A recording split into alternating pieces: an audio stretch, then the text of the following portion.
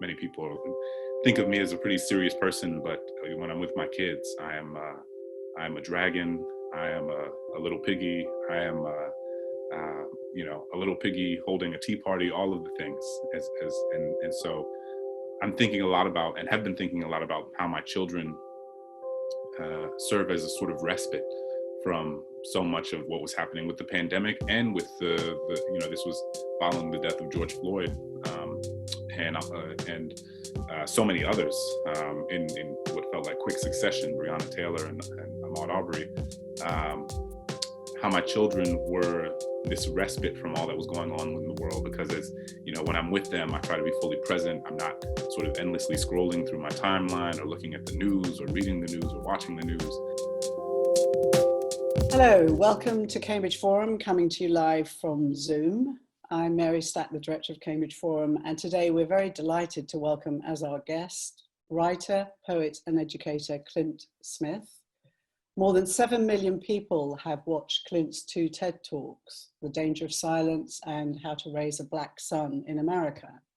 His poetry collection, Counting Descent, has received awards and critical acclaim, and his new book, How the Word is Passed, which examines our relationship with slavery, is due out next year. Born and raised in New Orleans, Clint received his BA from Davidson College and his PhD from Harvard. He currently resides in Maryland with his wife and 2 children, and in addition to writing, he teaches at the DC Central Detention Facility. Professor Jude Law, who is acting as our moderator today, was born and educated in Granada and came to university in America in 1984. A post-civil rights intellectual, Jude was often the only Black man teaching in his university department. However, he and his wife successfully raised their 2 sons and a daughter in 3 very different parts of the country: Pennsylvania, Texas, and Michigan. Throughout this entire career, Jude kept a constant journal during the 80s and 90s, noting the things that worked for him as a Black father raising his children. It was entitled Living While Black. A warm welcome to both of you. Before I hand off to you, Jude, let me start by asking you, Clint, to explain briefly to us why you felt the need to present your TED Talk, and also why you wrote the article in the June Atlantic, Becoming a Parent in the Age of Black Lives Matters. Yeah, well, thank you so much for having me. It's a pleasure and honor to be here. So it's fascinating. My TED Talk was written in 2015. At that point, I didn't have any children. And so I was operating largely in the sort of imaginative space, in the space of possibility, and the sort of wondering what are the kind of things that I would tell my children if I were to have them. But thinking about the sort of intergenerational nature of the talk and the conversations that my father had had with me and that his father had had with him. And to what extent is this talk a sort of heirloom that is passed down through Black families, about the finding that balance between communicating to your child the realities of the world, while at the same time not making them feel as if they have done something to deserve it, as if they have done something, as if there is something inherent to them that makes them worthy of or deserving of this treatment. And I think that that's the tension that many Black parents and teachers of Black children and people who deal and spend time with Black children and Black youth are navigating. Is this idea that you want to communicate to them the very real conditions that have created a world that might see them as dangerous, that might fear them, that might treat them differently before they ever have a sense of who they are based on what they look like. But you also don't want to overwhelm your child with the sense that this is somehow their fault. And, so in June of 2020, I wrote a piece for the Atlantic, kind of on the other side of this. I have a 3-year-old now. I have a 3-year-old son and a 1-year-old daughter. And we are obviously in the midst of a global pandemic and quarantine. And I was thinking about how being a father to 2 young children, 2 young Black children, in the midst of a global pandemic that is disproportionately killing Black people in this country and Latinx people in this country, and thinking about the nature of child rearing, and that, you know, my home is the home of many parents across this country has turned into a 24/7 daycare in ways that we did not necessarily anticipate. And so my wife and I both work full time, and we both split childcare duty. And for me, we go, you know, when I'm on duty, part of what we love to do is go on these long walks. And so I take my kids on long walks. And there's a park with a big empty field about a mile from our house. And we walk to the park, and we when we get there, we run around the open field, we blow dandelions, we play, pretend that we're wizards, and we pick up sticks and try to turn each other into farm animals. We play tag. We do all of the things that you know, parents do with their young children, in the way that our children sort of bring the youth out of us in ways that we hadn't experienced in a long time. And, you know, many people think of me as a pretty serious person, but when I'm with my kids, I am a dragon. I am a little piggy. I am you know, a little piggy holding a tea party, all of the things. And so I'm thinking a lot about, and have been thinking a lot about, how my children serve as a sort of respite from so much of what was happening with the pandemic, and with the you know, this was following the death of George Floyd, and so many others in what felt like quick succession, Breonna Taylor and Ahmaud Arbery. How my children were this respite from all that was going on in the world, because, as you know, when I'm with them, I try to be fully present. I'm not sort of endlessly scrolling through my timeline, or looking at the news, or reading the news, or watching the news. And so I'm not overwhelmed by the nature of what's happening in the world. But they are also at the same time this constant reminder of how urgent the work is to build something better than what we have now, and that the stakes are so much higher because of my young children. And I look around the world, and I see what's happening, and I say that this can't be the world that my kids grow up in. We have to make and create something better than this. And so there is that sort of that complicated duality as well, where my kids both provide me as a sort of with a respite from all that's going on, but are also this ongoing, ever-present reminder that this work is more urgent for me than it has ever been. Clint, welcome. Jude. So can you tell me a little bit about what it's like with teaching and writing and literature at the DC Central Detention Facility, and what it's like working with these often young men, incarcerated students? And I think it's Mother Teresa who talked about it in the sense of doing small things with great love. Mm. What has it been like in this incremental changes that you're trying to make in this facility? Yeah, I appreciate that question. So I think it helps to go back to how I began teaching in carceral spaces. So I started graduate school the same week Mike Brown was killed in Ferguson. And so I moved to Cambridge just as the movement for Black Lives was the largest catalyst, if you will, if we think of it that way, with what happened with Mike Brown in Ferguson, Missouri, had just taken place. And that really animated so much of what the rest of my graduate school experience would look like. It certainly animated my first and second year, where the activism around the country and on our campus was at its height. And I was thinking a lot about what it meant to be a doctoral student in this moment. And, you know, my job had suddenly become sitting in this Widener Library.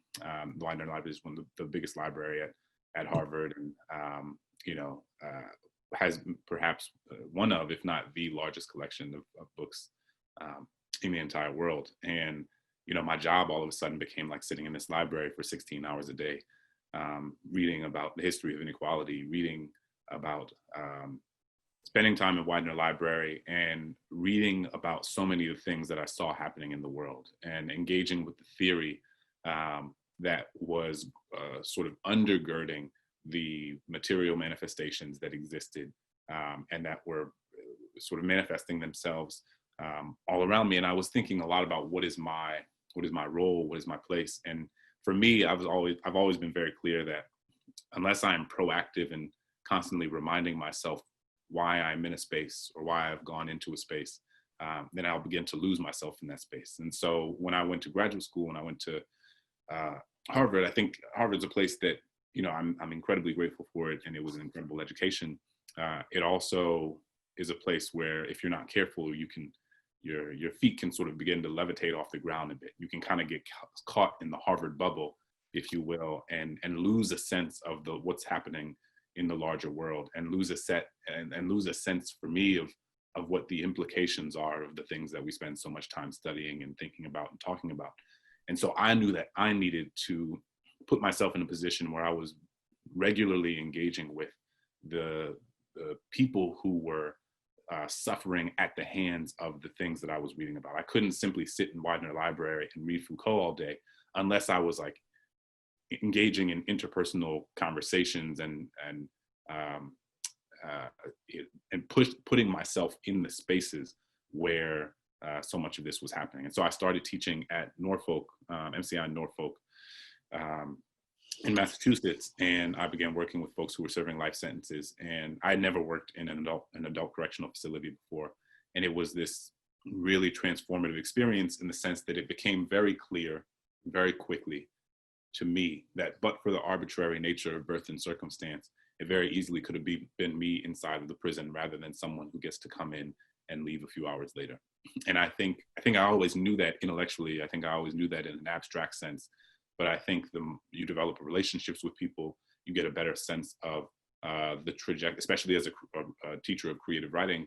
So much of what my students were writing about was the things, the conditions that they grew up in, and the things that created the context that put their lives on certain trajectories that would ultimately lead to an entanglement with the criminal legal system. And it became very clear for me that, if I had been born into a different set of circumstances, I very easily could have been caught on that same trajectory. And I think this is something people know, but we often forget. And the existence of prisons is predicated on a sort of physical and social isolation, and on the implicit and sometimes explicit dehumanization of the folks who are in there, the othering of the folks who are in there, the sense that, I would never have done the thing that would lead me to be in their position. And what is said and sometimes not said is that the people in there, people believe that the people in these institutions deserve to be there. And so that's was a really important moment for me, and it kind of shifted the trajectory of my own study, because I came into graduate school thinking I was going to study how young people cultivate a sort of civic, political, and social identity, which was what I was really interested in as a high school teacher. And then I came to graduate school and Mike Brown was killed, and we were thinking differently about state-sanctioned violence. We were thinking differently about the criminal legal system.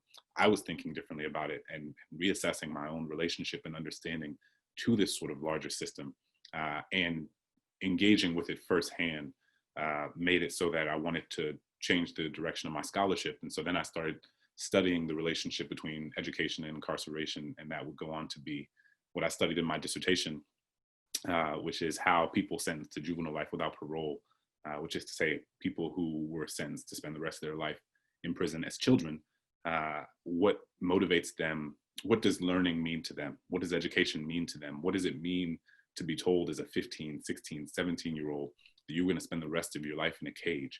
And what motivates you to get a degree? What motivates you to read a book? What motivates you to learn geometry? What motivates you to participate in these prison programs?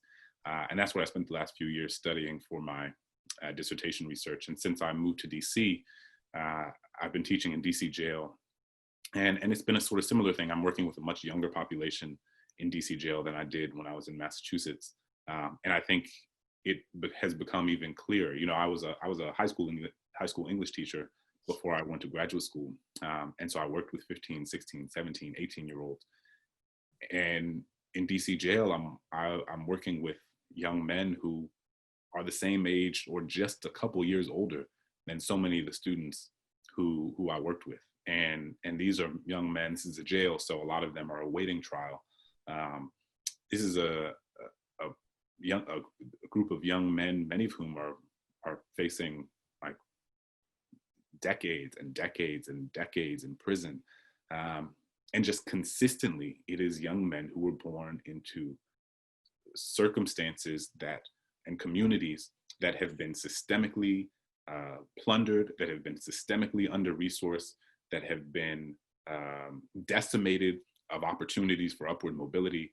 And it is not an accident that that is the pipeline of young men who continue to become entangled in the criminal legal system. So I think what also has become very clear to me is that what we need is to create a more robust social infrastructure that sort of breaks that pipeline down and makes it so that people, that these young men are coming from communities that have the resources they need so that they don't fall into the set of circumstances or become, entangled themselves or adjacent to the circumstances that would lead them to be involved in, or to become incarcerated at some point in the first place. Clint, some years ago when I was back in Michigan at the university, I was moderating a debate between Michael Eric Dyson and his wife. And Michael said, interestingly, during the debate, he said, Black families in America are sort of split in the sense of there's often a successful Black man and a brother who's in jail or dead. And he talked about it. He talked about the struggle, living in this divide where you can go one way or the other, and only a stroke of luck or something that saves you from going the other direction. I was thinking in this context of in many ways, the Baldwin short story, Sonny's Blues, which again talks about the math teacher brother and Sonny himself who has to maneuver between drugs and incarceration. And again, illustrating in fact what Mike talked about.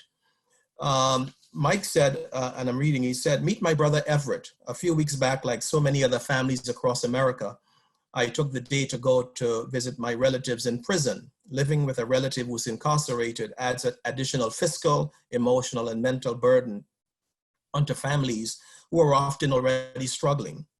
Lateral violence born out of economic injustice and systemic racism means that too many of the families being impacted are Black and brown.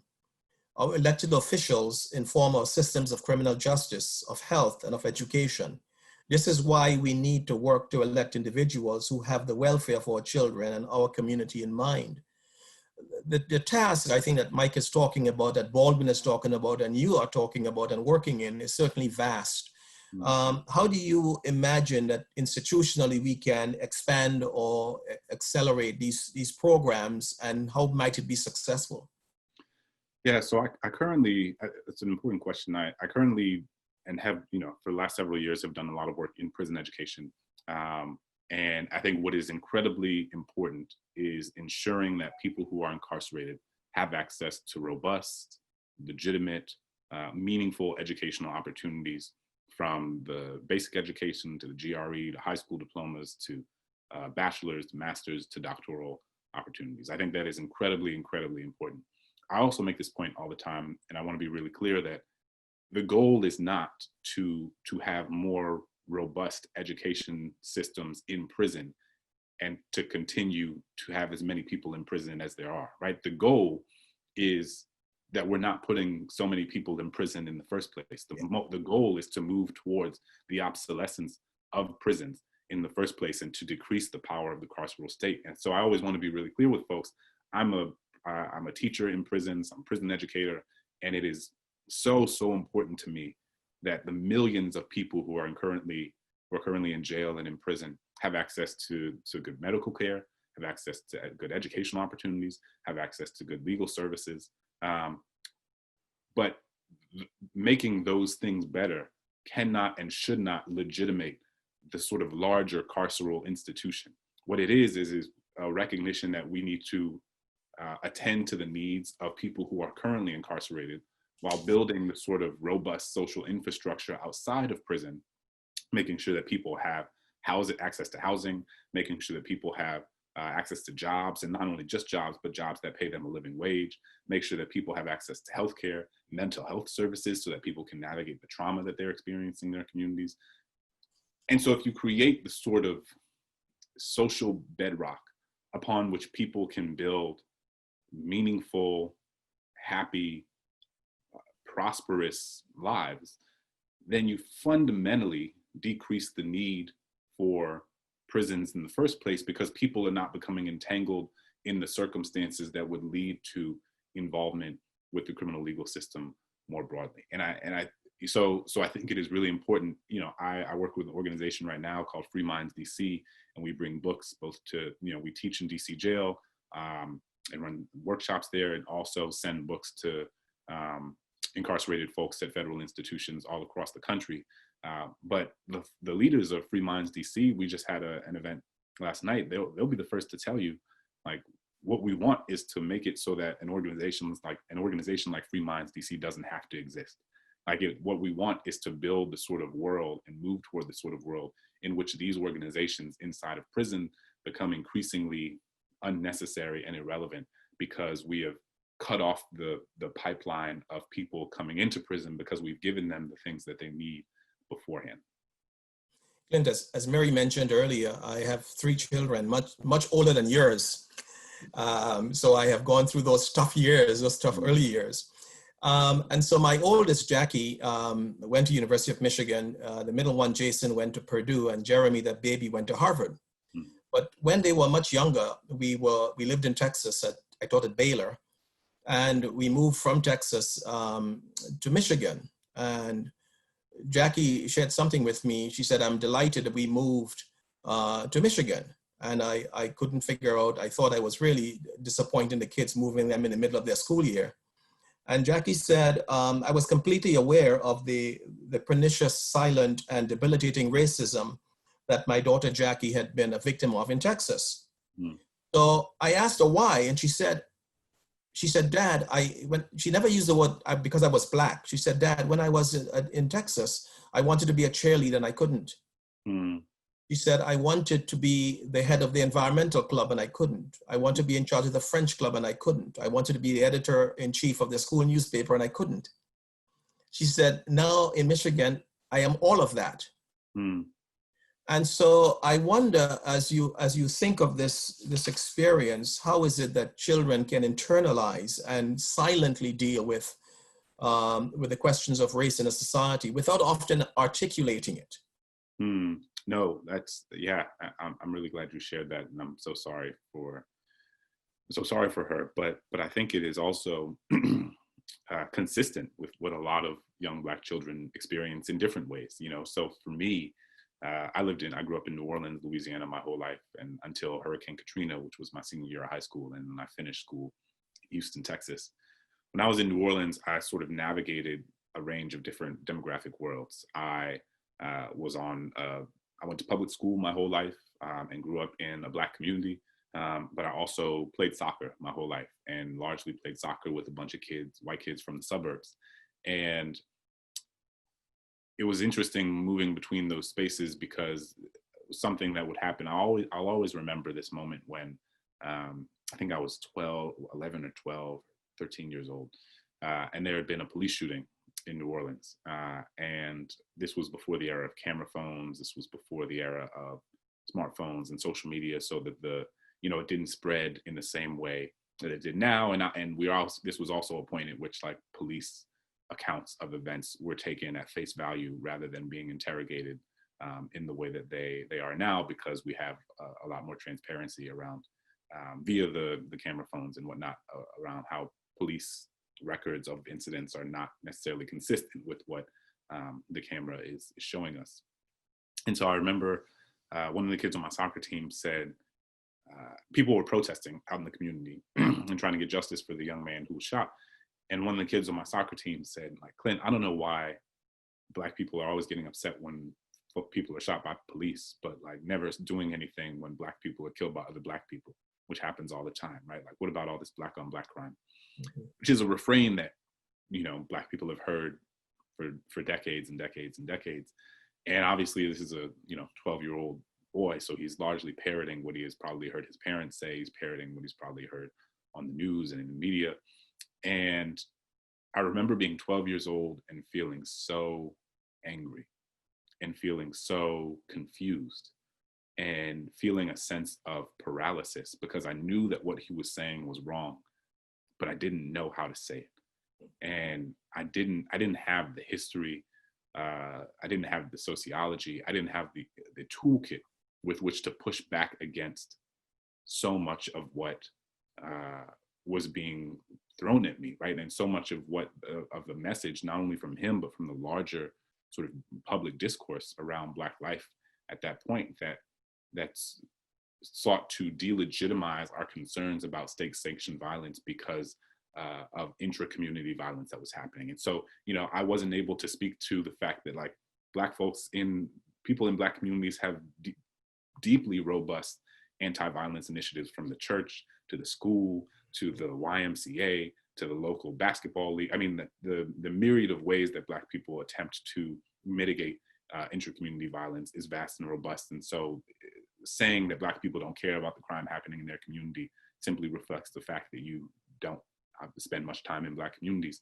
I didn't have the language to talk about the history of hyper-segregation in this country that has made it so that Black people, you know, as a result of housing segregation and redlining, weren't able to buy homes in other neighborhoods, thus saturating poverty and violence in specific communities. And any social scientist will tell you that when you saturate people in certain communities and lock them in to these communities, then you're going to create scenarios of desperation. You're going to create scenarios that lead to potential violence. But even more broadly than that, because of the history of segregation in this country, Black people tend to live near other Black people. White people tend to live near other white people. Latinx people tend to live near other Latinx people, and it goes on. And people commit crime against those who they live in close proximity to. So it is not, you know, per the last statistics I saw via the FBI, 84% of white people are killed by other white people, but no one goes around saying, well, what about white on white crime? Like, why are all these white people killing all these other white people?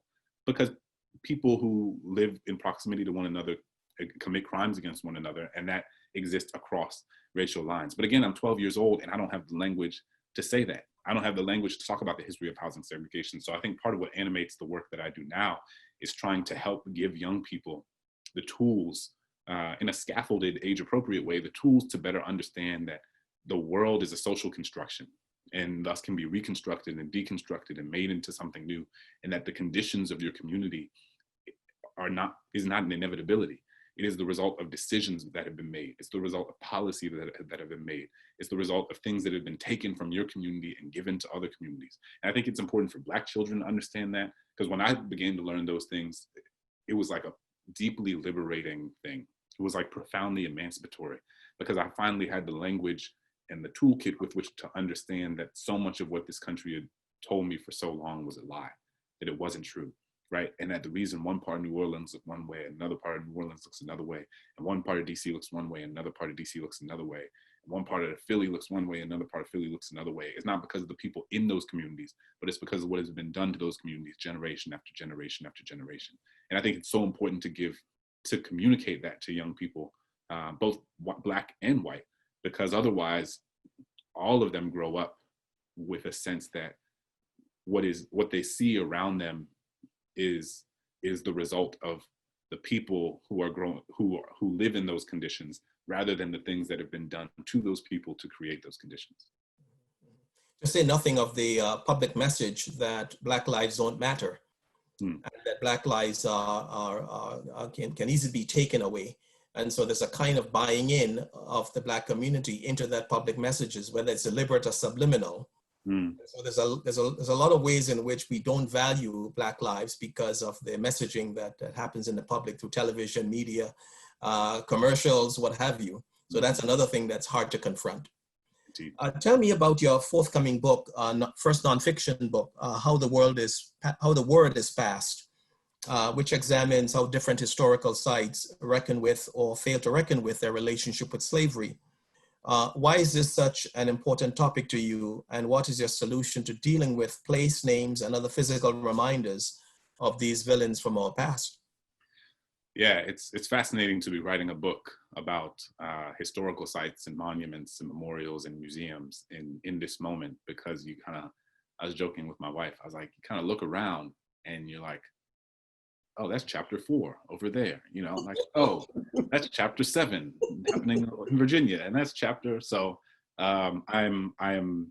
there's a reckoning that is happening, and I hope that my book will be able to contribute to the discourse around how this country and the different places that have specific relationships to the history of slavery reckon with that history. So some of the places that I go are the Monticello plantation in Virginia, to think about how does an institution like Monticello hold and communicate to their visitors that Thomas Jefferson was the person who drafted the Declaration of Independence, and that he is also someone who wrote in Notes to the State of Virginia that Black people are inherently inferior to white people, both in endowments of body and mind, and alluded to the fact that the slave might be incapable of love or incapable of sustaining complex emotion. Writes about Phyllis Wheatley, considered to be the first published African-American poet, female poet in the history of the United States. He's like, well, I don't know that Black people have the intellectual or artistic capacity with which to create art. So we can call it something else, but we shouldn't call it poetry because it is, quote, beneath the dignity of criticism. It's not worthy of even engaging with in that way. How do you as an institution communicate that Jefferson was a brilliant man, which he was, and also that he enslaved over 600 people? Yeah. How do you communicate that he was the intellectual founding father of this country in some ways, and also that he enslaved 4 of his own children, right? Like, what does it mean to hold those truths at once, and how do you as a space communicate that history to people? I go to Angola prison in Louisiana. Angola is the largest maximum security prison in the country. Between 70 and 80% of the people incarcerated there are Black men, and it sits on top of a former plantation. If we were to go to Germany and you had the largest maximum security prison in Germany on top of a former concentration camp, and 70 to 80% of its current occupants were Jewish, it would be a global emblem of anti-Semitism. It would be so unforgivable. It would be so repugnant to our moral sensibilities. No one would accept it, and they shouldn't. People would be protesting outside of it every day. And yet, in the United States, 70 to 80% of the people in this prison, the biggest maximum security prison in the country, 18,000 acres, the size of Manhattan, is on top of a former plantation, multiple plantations. And it is not even that it is not known. It's almost the first thing that's written about Angola in every piece that's written about it. But there's something about white supremacy that both enacts violence and also numbs us to certain types of violences that should otherwise be wildly unacceptable. And so, I also go to the Blandford Cemetery, which is the largest Confederate cemetery in the country, and think about how the myth of the lost cause perpetuates itself, and think about these monuments. I grew up in New Orleans, and I went to, on my way to school every day, I passed the statue of Confederate General P.G.T. Beauregard. On my way to the grocery store, I drove down Robert E. Lee Boulevard. On my way to the dry cleaners, we went down Jefferson Davis Highway. There are over 100 schools, street names, and buildings in New Orleans named after former Confederate soldiers or people who owned enslaved people. And what is it? So the sort of iconography of my childhood was saturated, or my childhood was saturated with the iconography of the Confederacy and the iconography of white people who owned human beings in a majority Black city. And I think about what are the sort of symbolic implications of that? What does it mean for like me as a young Black child to, when I go into City Park, like the biggest park in our town, to drive past a statue of a man who fought a war that was predicated on maintaining and expanding the institution of slavery. It feels so, and luckily, I think we're in the moment now where more and more people are beginning to, like, it's becoming clear to people. This should have always been clear. It was clear to Black people from, long before these statues were ever put up, that it is absurd, notwithstanding that they lost the war, notwithstanding that they were traitors to their country, but that they fought the war, the traitorous war, with the intention of maintaining and expanding human bondage over millions of people.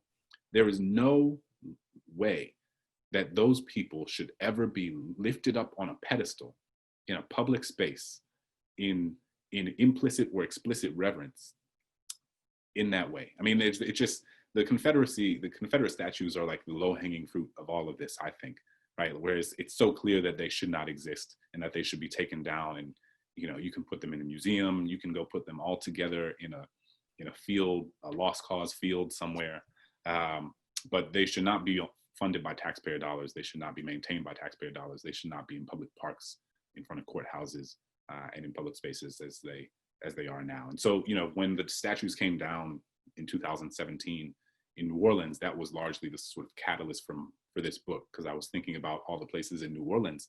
You know, you drive around the French Quarter, and that daiquiri shop used to be a slave pen, and that hotel used to be where auctions were held, and that parking lot used to be where people were taken out into public and flogged.